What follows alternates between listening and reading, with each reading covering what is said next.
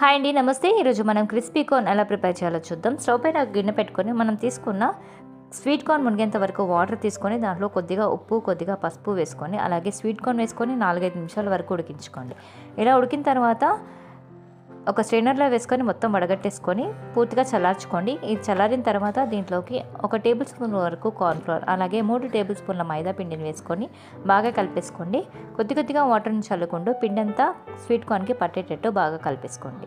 Stove పైన deep ఫ్రైకి oil heat చేసుకొని ఆయిల్ హీట్ అయ్యాక ఈ విధంగా కొద్దిగా స్వీట్ కార్న్ వేసుకొని క్రిస్పీగా వచ్చేంత వరకు ఫ్రై చేసుకొని తీసేసుకోండి.